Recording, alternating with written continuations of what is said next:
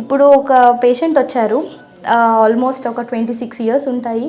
తనకి ఏంటంటే థైరాయిడ్తో పాటు తనకి పీసీఓడి కూడా ఉంది. సో థైరాయిడ్లో ఏమవుతుంది అని అంటే irregularity of menses one of the common symptom అమ్మాయిలలో.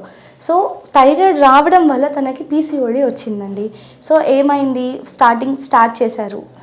English medicines వాడాలా మేడం అని అడిగారు. అవసరం లేదు అని మన దగ్గరే ట్రీట్మెంట్ స్టార్ట్ చేసాం మనం. ఎవ్రీ 3 మంత్స్కి మానిటర్ చేసుకున్నాను.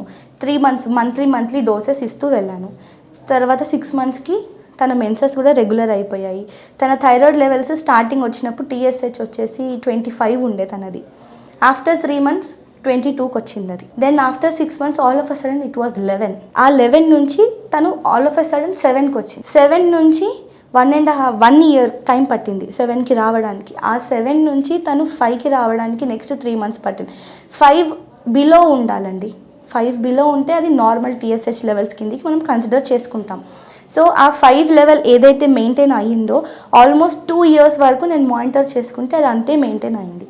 సో దాన్ని బట్టి మనము డోసెస్ ఇస్తాము, దాన్ని బట్టే మనం ఇమ్యూనిటీ బూస్టర్స్ ఇస్తాము. సో ఎవ్రీథింగ్ మనం మన అండర్లో కవర్ చేసుకున్నప్పుడు, మానిటర్ చేసుకున్నప్పుడు ట్రీట్మెంట్ ప్రాసెస్ అనేది ఐడియా వస్తుంది. సో దాన్ని బట్టి చెప్పచ్చు థైరాయిడ్ క్యూర్ అయిందా లేదా అని. ఎందుకంటే రిపోర్ట్స్ కూడా మనకి చూపిస్తాం. మనం వర్బల్గా కాకుండా కూడా రిపోర్ట్స్లోనే మనకు తెలిసిపోతుంది. పేషెంట్ కంప్లీట్గా 3 ఇయర్స్ ట్రీట్మెంట్ తీసుకున్నారు. Now she is having a beautiful life without any medications.